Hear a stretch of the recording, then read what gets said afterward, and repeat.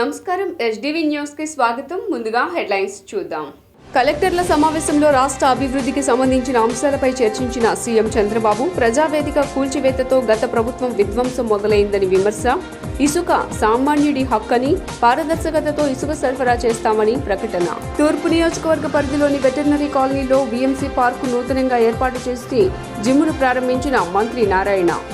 రాజానగర్ ప్రభుత్వ జూనియర్ కళాశాల విద్యార్థులకు పుస్తకాలు పంపిణీ చేసిన సెంట్రల్ ఎమ్మెల్యే బోండా ఉమా. ప్రభుత్వ పాఠశాలల్లో, కళాశాలల్లో మౌలిక సదుపాయాల కల్పనకు తన వంతు కృషి చేస్తానని వెల్లడి. ప్రభుత్వం అమలుపరిచే సంక్షేమ పథకాలను ప్రజలకు చేరువ చేయాల్సిన బాధ్యత కలెక్టర్లపై ఉందన్న ఉప ముఖ్యమంత్రి పవన్ కళ్యాణ్. వికసిత ఆంధ్రప్రదేశ్ రాష్ట్రం లక్ష్యంగా ముందుకు సాగాలని పిలుపు.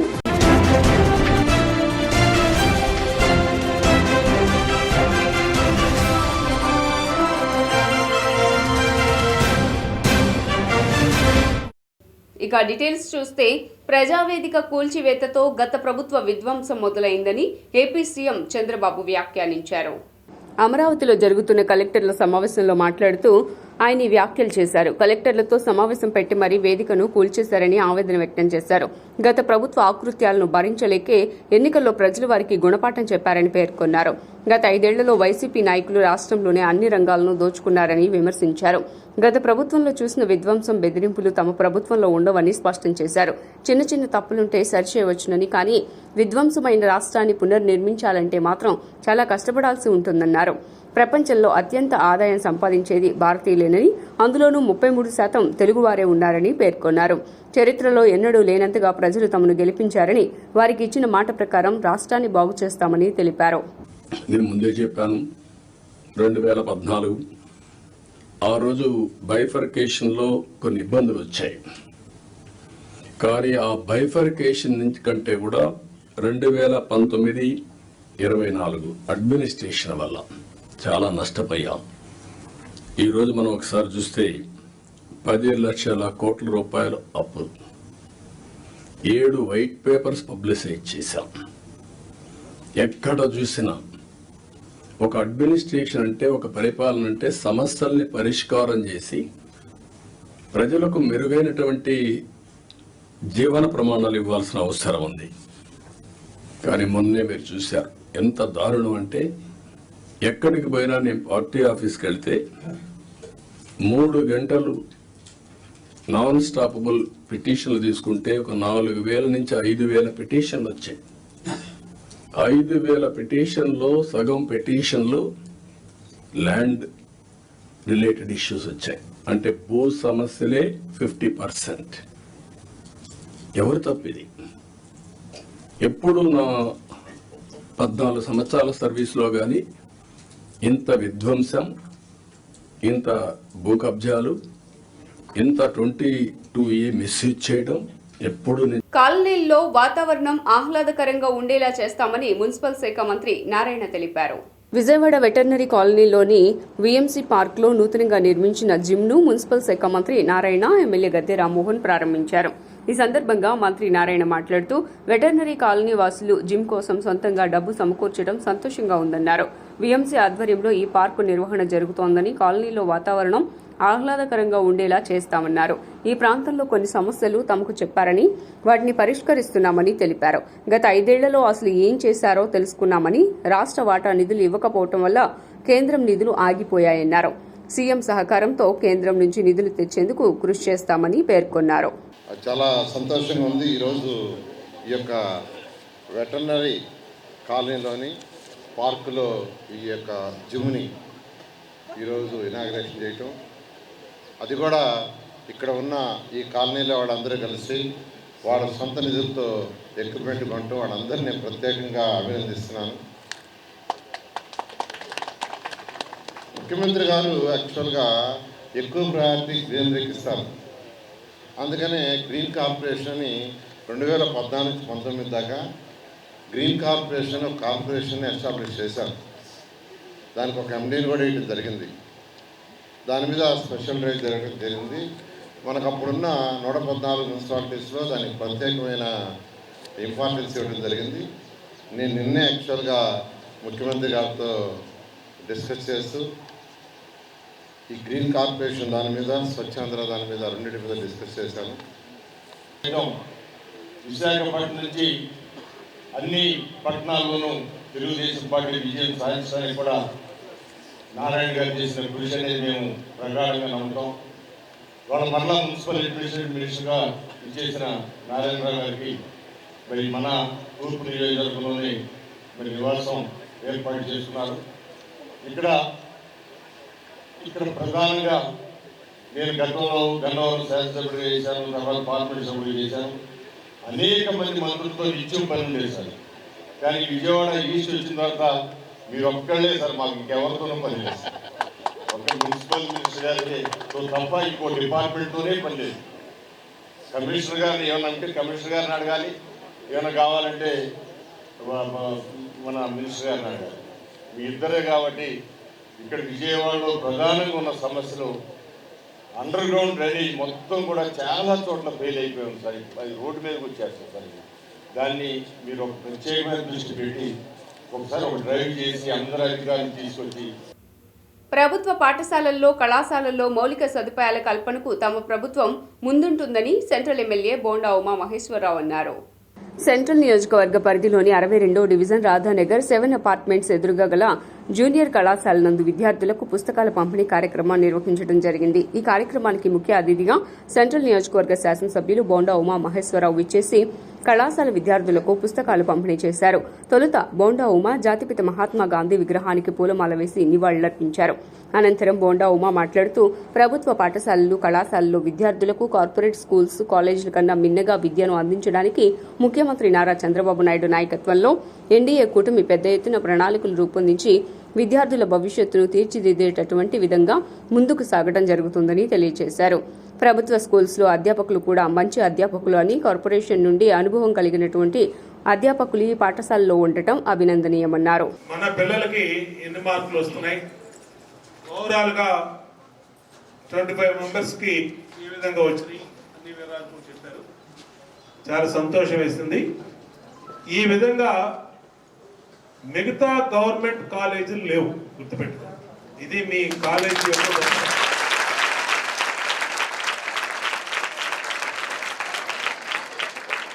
దీన్ని ఆల్మోస్ట్ 323 గర్ల్స్ స్ట్రెంగ్త్ ఉన్నటువంటి ఈ కాలేజీలో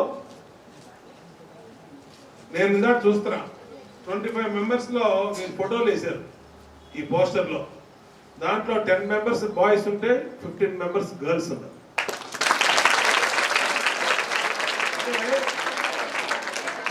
గర్ల్స్ అన్నిటిలో ముందుంటారు. సహజంగా బాయ్స్ ఏంటంటే ఏదో నెగ్లెక్ట్ చేస్తూ ఉంటారు, నాన్ సీరియస్ గా ఉంటారు. సీరియస్ గా ఉన్నవాళ్ళు ఆ 10 మంది ఫోటోలు పెట్టి దీంట్లో. ఇవాళ నేను చెప్పేది ఏంటంటే మీకు ఈ ప్రాంతం అంతా పేద మధ్యతరగతి కుటుంబాలు. మీ పేరెంట్స్ ఎంతో కష్టపడి మిమ్మల్ని అనుభవజ్ఞుడైన సీఎం చంద్రబాబు తనకు గురువని AP deputy CM Pawan Kalyan పేర్కొన్నారు. అమరావతిలో నిర్వహించిన కలెక్టర్ల సమావేశంలో పవన్ ఈ వ్యాఖ్యలు చేశారు. రాజ్యాంగం ఎంత గొప్పదైనా దాన్ని అమలుపరిచేవారు సరిగా లేకపోతే ఆ వ్యవస్థ పనిచేయదని పవన్ పేర్కొన్నారు. బలహీనమైన రాజ్యాంగం ఉన్న ప్రజల కోసం పనిచేసేవారు ఉంటే ఆ వ్యవస్థ బాగా పనిచేస్తుందని అభిప్రాయపడ్డారు. నేర్చుకోవాలనుకునే తపన ఉన్న తనలాంటి వారందరం కలిసి వ్యవస్థను ముందుకు తీసుకువెళ్దామని పేర్కొన్నారు. చంద్రబాబు విజన్ను ముందుకు తీసుకువెళ్తామని తెలిపారు. విభజన వల్ల ఎన్నో ఇబ్బందులు పడ్డామని, అవమానాలు ఎదుర్కొన్నామని పేర్కొన్నారు. సీఎం చెబుతున్న స్కిల్ సెన్సెస్ కు సలహాలు సూచనలు అవసరమని వివరించారు. చదువుకొని సివిల్ సర్వీసెస్ లోకి వచ్చి మీరెంత కష్టపడి ఐఏఎస్ చదివి ఉన్నాలో, ఎంత పోటీ పడి లక్షలాది మంది పోటీ పడితే a handful of collectors would come out and emerge out.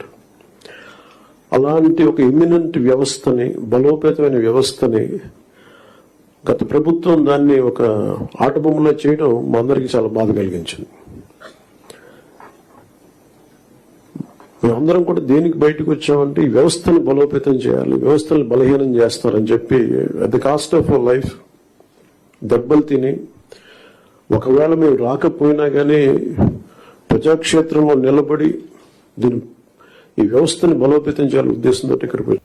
హిందూపూర్లో సంబంధం లేకపోయినా న్యాయవాది కాంగ్రెస్ పార్టీ నాయకుడు రాజ్ సంపత్ ను కేసు పెట్టి పోలీసులు హింసించారని మాజీ ఎంపీ హర్షకుమార్ తెలిపారు.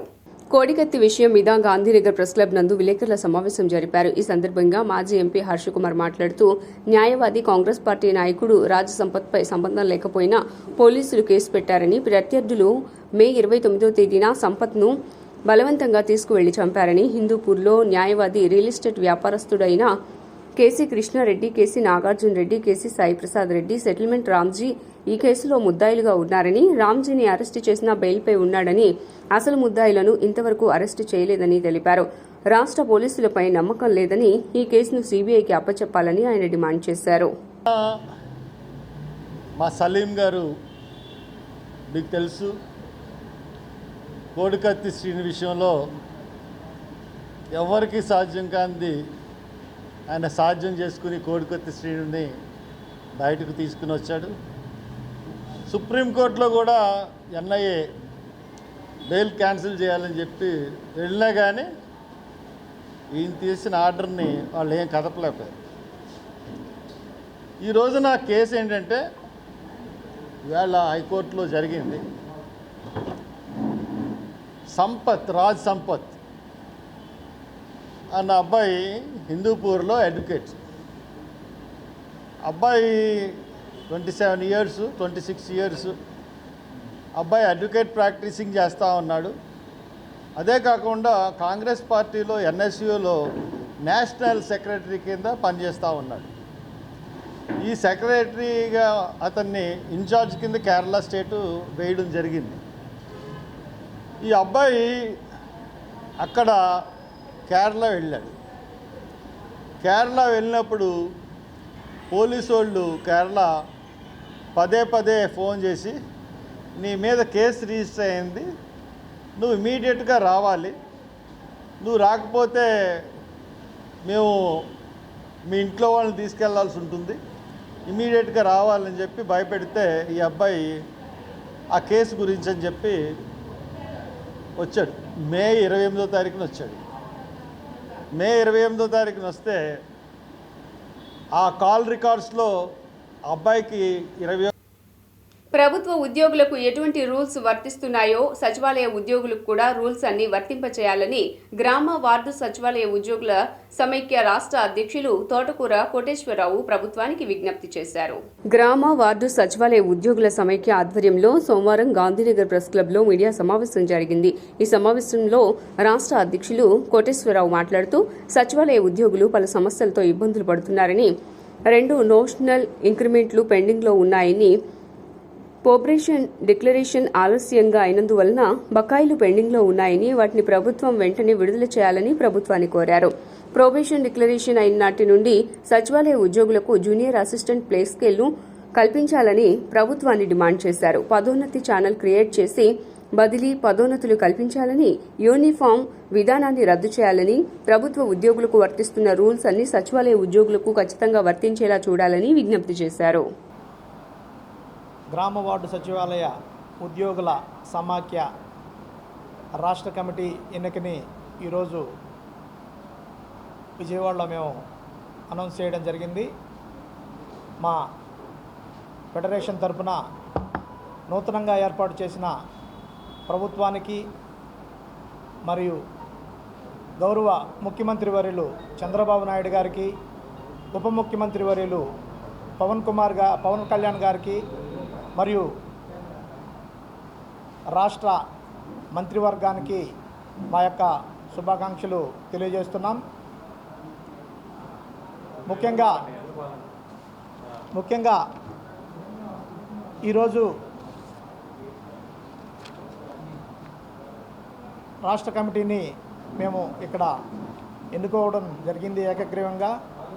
రాష్ట్ర అధ్యక్షులుగా తోటకూర కోటేశ్వరరావు, రాష్ట్ర ప్రధాన కార్యదర్శిగా వై రత్నం పుట్టి, రాష్ట్ర సహా అధ్యక్షులుగా ఎస్ హరి, రాష్ట్ర కార్యనిర్వాహక ఉపాధ్యక్షులుగా రమేష్ బాబు, రాష్ట్ర కోశాధికారిగా తిరుమలయ్య, రాష్ట్ర ఉపాధ్యక్షులుగా P Ravikumar Reddy, K Ashok Kumar, T Mohan Rao, N Ram Charan, రాష్ట్ర సంయుక్త కార్యదర్శులుగా Kola Nagababu, P Siddheshwar Reddy, V Karunakar, P Nagamohan, రాష్ట్ర ప్రచార కార్యదర్శులుగా M Venkatakishore, M Suresh, K Damodar Reddy, రాష్ట్ర మహిళా విభాగం కార్యదర్శులుగా N Vallamma, C Geetha, G Anusha. రాష్ట్ర కార్యనిర్వాహక కార్యదర్శులుగా ఏ మహేష్, పి బాలాజీ. సంఘం రాష్ట్ర ప్రధాన కార్యదర్శిగా ఉన్నాను. మరి మా గౌరవ అధ్యక్షులు తోటకూర కోటేశ్వరరావు గారు చెప్పిన విధంగా మరి నూతనంగా ఏర్పడినటువంటి ప్రభుత్వంలో గౌరవనీయులు మానీయులు ముఖ్యమంత్రి వర్యులు శ్రీ నారా చంద్రబాబు నాయుడు గారు, అలాగే డిప్యూటీ సీఎం గౌరవనీయులు శ్రీ కొణిదెల పవన్ కళ్యాణ్ గారు, మరి వారి నాయకత్వంలో మరి గ్రామ వార్డు సచివాలయ ఉద్యోగుల యొక్క సమస్యలు ఏవైతే ఉన్నాయో వాటన్నిటిని కూడా పరిష్కరించుకునే విధంగా మరి మా సంఘం ఎల్లవేళలా ఉద్యోగులకు అండగా ఉంటూ ఈ ప్రయాణాన్ని కొనసాగిస్తుందని, మరి మాకున్నటువంటి సమస్యలు ఎప్పటికప్పుడు ప్రభుత్వ అధికారుల దృష్టికి, మరి ప్రభుత్వంలో ఉన్నటువంటి మరి ముఖ్యమంత్రి వర్యులకి, డిప్యూటీ ముఖ్యమంత్రి వర్యులకి, అలాగే వివిధ శాఖల మంత్రివర్యులకు తీసుకుని వెళ్ళి గ్రామ వార్డు సచివాలయ ఉద్యోగుల యొక్క సమస్యల మీద నిరంతరం కూడా మా రాష్ట్ర అధ్యక్షులు గారి నాయకత్వంలో పనిచేయడం జరుగుతుందని మిత్రులందరూ కూడా. రాష్ట్ర ప్రభుత్వ పనితీరును, ప్రతిష్టను ఇనుమడింప చేయవలసిన బాధ్యత జిల్లా కలెక్టర్లపైనే ఉందని ప్రభుత్వ ప్రధాన కార్యదర్శి నీరబ్ కుమార్ ప్రసాద్ అన్నారు. సచివాలయంలో ముఖ్యమంత్రి నారా చంద్రబాబు నాయుడు నేతృత్వంలో జరిగిన జిల్లా కలెక్టర్ల సదస్సులో ప్రభుత్వ ప్రధాన కార్యదర్శి నీరబ్ కుమార్ ప్రసాద్ ప్రారంభోత్సవ ఉపన్యాసం చేశారు. ఇప్పుడు నిర్వహిస్తున్న ఈ సదస్సు అత్యంత కీలకమైంది, రాష్ట్ర పునర్నిర్మాణానికి ఎంతో కీలకమైందన్నారు. రాబోయే 5 సంవత్సరాల్లో ఈ రాష్ట్ర ప్రభుత్వ పనితీరుకు అద్దం పడుతూ ప్రభుత్వ ప్రతిష్టను ఇనుమడింప చేయవలసిన బాధ్యత అంతిమంగా జిల్లా కలెక్టర్లదేనన్నారు. రాబోయే 100 రోజుల్లో ప్రభుత్వం చేపట్టవలసిన కార్యక్రమాలకు సంబంధించి ప్రణాళికలు రూపొందించిందని, దాని కలెక్టర్లు సమర్థవంతంగా అమలు చేయాలని కోరారు. ప్రభుత్వ కార్యక్రమాలు అమలు చేయడంలో, సమస్యల పరిష్కారంలో బాధ్యతాయుతంగా పనిచేసి ప్రభుత్వానికి మంచి పేరు తీసుకురావాలన్నారు. Present in the meeting, representatives of the press and media. As you are aware, this is the first conference of the district collectors convened by this government. This conference is being held at a crucial time when the state has embarked on the process of reconstruction and rebuilding of institutions. A number of subjects will be covered today, which will give all the collectors an outline of the priority items to be attended by the district collectors. I want to reiterate and re-emphasize that the district administration led by the district collectors is the cutting edge of administration, and the image of the government is primarily dependent on the quality of administration provided by the district collectors. Hence, it is very important that the collectors recognize this fact and take full responsibility and accountability of the whole district administration. A significant and discernible difference should be visible in the district administration to all in Andhra Pradesh and even outside immediately within 100 days by your advance actions, planning, scheme implementations, responses to incidents. Nagarjuna Sagar వైపు కృష్ణమ్మ పరవళ్లు తొక్కుతూ ఉండటంతో Sagar reservoir నిండుకుండలా మారింది. Srisailam project నుంచి నాగార్జున సాగర్ కు భారీగా inflow రావడంతో నీటి మట్టం గణనీయంగా పెరిగింది. దీంతో సాగర్ ప్రాజెక్టు గేట్లను అధికారులు ఎత్తారు. నాగార్జున సాగర్ కు భారీగా వరద వస్తున్న నేపథ్యంలో మొదటి 6 గేట్లను ఎత్తి అధికారులు నీటిని విడుదల చేస్తున్నారు. క్రమంగా మరిన్ని గేట్లు ఎత్తే అవకాశం ఉంది. నాగార్జున సాగర్ ప్రాజెక్టు గేట్లు ఎత్తడంతో లోతట్టు ప్రాంత ప్రజలను అధికారులు అప్రమత్తం చేశారు. ఒక్కొక్క గేట్ నుండి 5,000 మొత్తం 10,000 క్యూసెక్కుల నీటిని దిగువకు వదులుతున్నారు అధికారులు. సాయంత్రం వరకు 6 లేదా 8 గేట్లు ఎత్తి స్పిల్వే ద్వారా 2 లక్షల క్యూసెక్లు దిగువకు విడుదల చేసే అవకాశం ఉంది.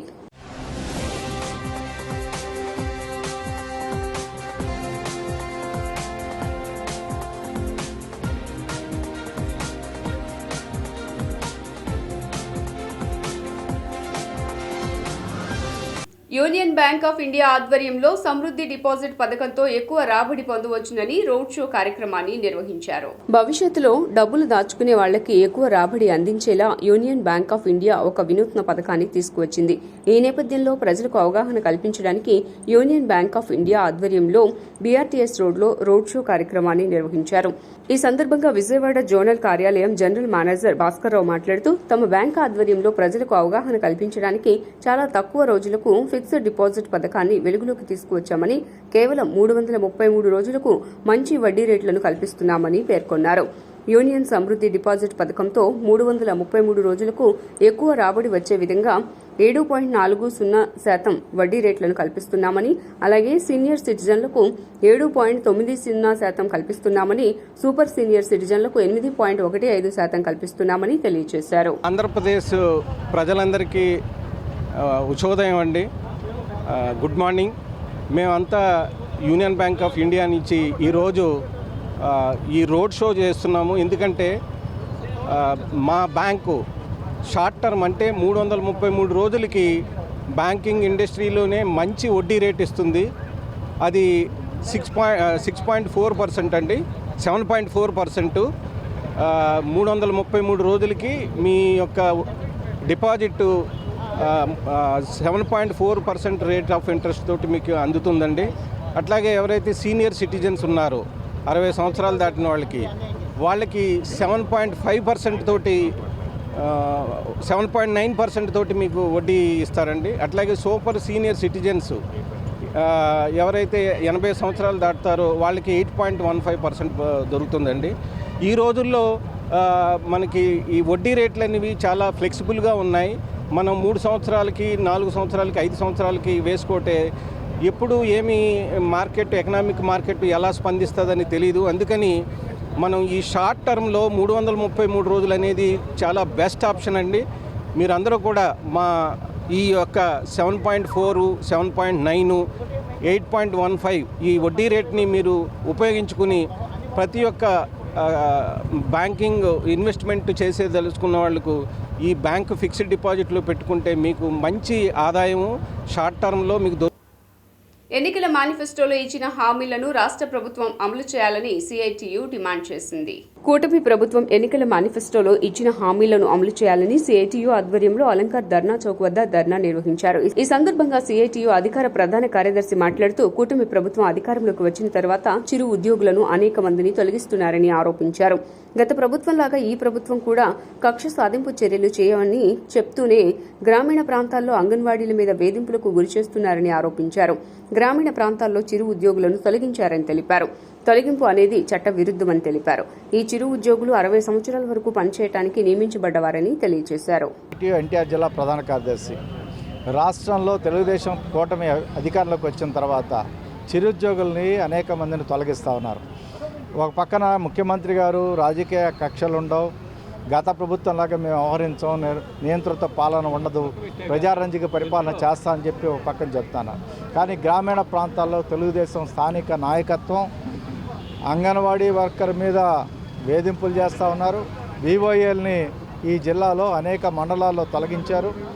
అదేవిధంగా పంచాయతీ కార్మికుల్ని మన విజయవాడ పక్కన ఉన్నటువంటి గొల్లపూడిలో 10 మంది కార్మికులను తొలగించారు. అలాగే ఊట్కూరులో 5 కార్మికులను తొలగించారు. ఫీల్డ్ అసిస్టెంట్స్ని ప్రతి గ్రామంలో ఫీల్డ్ అసిస్టెంట్స్ని కూడా తొలగించడం అనేటువంటి జరిగింది. ఈ తొలగింపులు అనేటువంటిది చట్టవిరుద్ధం. వాస్తవంగా ఇది కేవలం 5 సంవత్సరాలకో 3 సంవత్సరాలకో 2 సంవత్సరాలకో ఇట్లాంటి చిరుద్యోగులు కారు వీళ్ళు. అంగన్వాడీ అయినా, ఆశ అయినా, మధ్యాహ్న భోజనమైనా, వివోఏలైనా, ఏ తరగతి కార్మికులైనా 60 సంవత్సరాల పాటు వాళ్ళు పనిచేయడానికి నియమించబడినటువంటి వాళ్ళు. కనీసం ఎటువంటి నోటీస్ లేకుండా అకారణంగా చట్ట వ్యతిరేకంగా వీళ్ళని తొలగిస్తున్నటువంటి పరిస్థితి ఉంది. రాజకీయ వేధింపులే ప్రధానమైనటువంటి కారణంగా మేము భావిస్తా ఉన్నాం.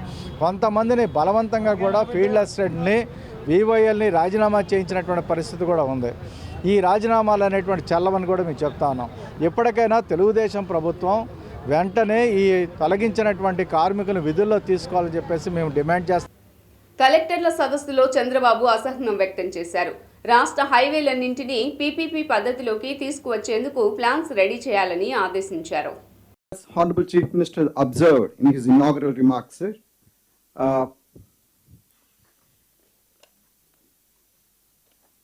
we have identified few roads to be developed under PPP mode, sir. Sir, in the year 2016, as per your direction, sir, around 31 roads were taken up for study, and out of those 31 sites, only 3 roads were identified as feasible, sir. One Kondamodu to Perechella, Gunturu to Parchur, and Kakinada to Jonnada, sir. Of course, none of these projects could be మీరు అవన్నీ పాతవన్నీ only guide lines తప్ప ఇప్పుడు అదే పెట్టుకొని ఉంటే కూడా No, sir. కాదు. We have again identified around 14 projects, sir. And that's the point we are highlighting before the collectors, so that they can Why also can't you- identify the feasible. No, hear me. Why can't you do as many as possible? రాకపోతే పర్లేదు project reports ముందు తయారు చేయండి మీరు. Yes, sir. Actually, we have Viability- identified around 1,000 kilometers, sir. For 1000 kilometers is not enough. మీరంతా piece మీల్గా ఆలోచిస్తున్నారు. I want to go all out. All state highways, I wanted to go for PPP model, either viability gap funding, all these new concepts. నేను చెప్పానంటే మీకు ఇంకా మీరు పాత మోసలోనే ఉన్నారు, చెప్పింది కూడా ఫాలో కావడం లేదు. Even government of India is willing to give some viability gap funding. వాళ్ళు ఎంత ఇస్తారు, మనం ఎంత ఇవ్వాలి, హౌ టు గో అబౌట్, ఒకవేళ ఎంత పర్సెంటేజ్ ఇస్తారు అవన్నీ వర్కౌట్ చేయండి. మీరు కావాలంటే మనం ఎక్సీడ్ అవుదాం. తప్పకుండా సార్. మనకి 12,000 కిలోమీటర్స్ స్టేట్ హైవేస్ ఉన్నాయి సార్. ఆ 12,000 కిలోమీటర్స్కి స్టడీస్ కండక్ట్ చేసి తమకి రిపోర్ట్ సబ్మిట్ చేస్తాను సార్. నాకు సబ్మిట్. సచివాలయాల్లో ఇసుక బుకింగ్ సదుపాయాలు కల్పిస్తామని సీఎం చంద్రబాబు నాయుడు పేర్కొన్నారు. సచివాలయంలో జరిగిన కలెక్టర్ల సదస్సులో గనుల శాఖ ఇచ్చిన పవర్ పాయింట్ ప్రెజెంటేషన్పై మాట్లాడుతూ ఈ విషయం చెప్పారు. ఇసుక ప్రకృతి ప్రసాదించిన సహజ వనరు అని, అది సామాన్యుడి హక్కు అని, దాన్ని ఎవరూ వారు ఇష్టానుసారం దోచుకోవటాన్ని తమ ప్రభుత్వం సహించదన్నారు. సామాన్యులందరికీ ఇసుక ఉచితంగా లభించేలా పూర్తి పారదర్శకత పాటించేలా చర్యలు తీసుకుంటామని తెలిపారు. ఇసుక కావాల్సిన వినియోగదారులు ఇకపైన తమకు ఎంత ఇసుక కావాలో తమ ప్రాంతంలోని సచివాలయంలోనే బుకింగ్ చేసుకునే విధంగా తీసుకొస్తున్నామని, ఇసుక రీచ్ నుంచి తన ఇంటికి ఇసుక తీసుకువెళ్లడానికి రవాణా ఛార్జీలు కూడా సచివాలయంలోనే చెల్లించేలా చర్యలు తీసుకుంటామని తెలిపారు. రీచ్ నుంచి ట్రక్కులో ఇసుక వినియోగదారుడి ఇంటికి చేరిన తర్వాత వినియోగదారుడు తనకు ఇసుక చేరిందని చెప్పిన తర్వాతే ఆ రవాణా ఖర్చులు ఆ ట్రక్కు యజమానికి రిలీజ్ చేసేలా పద్ధతి తీసుకువస్తామన్నారు.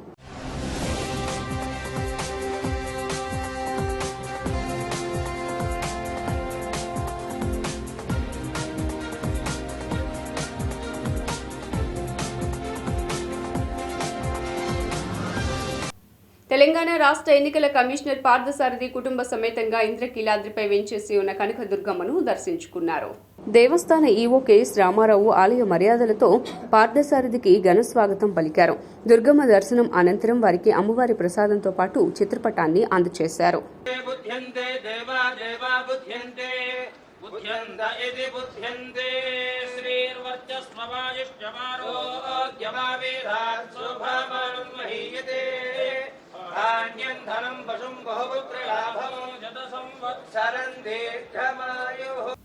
వార్తలు ముగించే ముందు హెడ్లైన్స్ మరోసారి.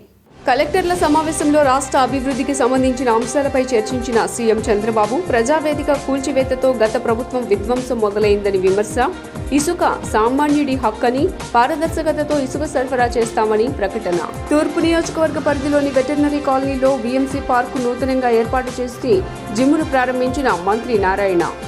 రాజానగర్ ప్రభుత్వ జూనియర్ కళాశాల విద్యార్థులకు పుస్తకాలు పంపిణీ చేసిన సెంట్రల్ ఎమ్మెల్యే బోండా ఉమా. ప్రభుత్వ పాఠశాలల్లో, కళాశాలల్లో మౌలిక సదుపాయాల కల్పనకు తన వంతు కృషి చేస్తానని వెల్లడి. ప్రభుత్వం అమలు పరిచే సంక్షేమ పథకాలను ప్రజలకు చేరువ చేయాల్సిన బాధ్యత కలెక్టర్లపై ఉందన్న ఉప ముఖ్యమంత్రి పవన్ కళ్యాణ్.